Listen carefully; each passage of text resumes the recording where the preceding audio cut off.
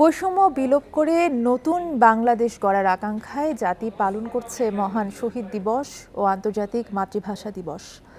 ২১-এর চেতনা ধারণ করে ২৪-এর প্রেরণায় আগামীর বাংলাদেশকে এগিয়ে নেয়ার আশাবাদ এই প্রজন্মের।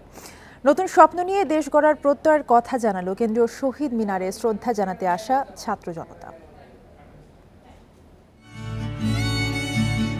২৪-এর রক্তক্ষয়ী অভ্যুত্থানের পর বৈষম্য বিরোধী গণমানুষের এটাই প্রথম মহান ২১শে ফেব্রুয়ারি পালন।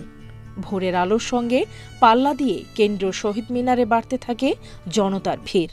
শ্রদ্ধাবনত প্রভাত ফেরিতে শিশু কিশোর থেকে শুরু করে নানা বয়সী মানুষ।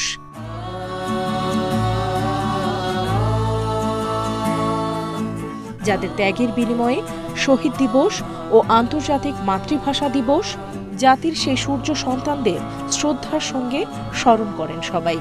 হাতে ফুল নিয়ে সাদা কালো পোশাকে হাজির হন বেশিরভাগ মানুষ। পিতার হাত ধরে শিশুরাও এসেছে ইতিহাসের পাঠ নিতে।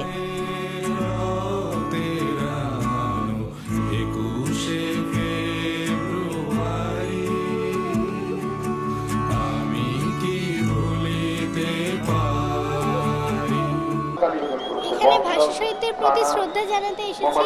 বাঙালিদের যে মমত্ববোধ সেটাকে সচক্ষে অনুধাবন করতে পারে, এজন্যই ফুল দিয়ে শ্রদ্ধা নিবেদন করার জন্য তাকে আমি নিয়ে এসেছি। বাংলাদেশ হবে একটা মুক্ত সংস্কৃতির উপরে কোনো রকমের কোনো আঘাত আসবে না। মানুষ স্বচ্ছন্দে সব শ্রেণী পেশা সম্প্রদায়ের মানুষ, কারণ আমরা তো এই লক্ষ্যেই বাংলাদেশটা স্বাধীন করেছিলাম।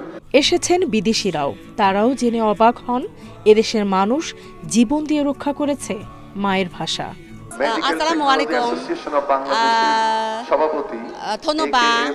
আমার নাম ইয়াং হুই। বাংলাদেশে এসে মাতৃভাষা দিবস পালন করতে পারাটা আমার জন্য আনন্দের। এই আয়োজন দেখে খুব ভালো লাগছে। সব ধরনের বৈষম্য বিলোপ করে সবার অধিকার প্রতিষ্ঠার মাধ্যমে নতুন দেশের প্রত্যয় ছিল সবার কণ্ঠে।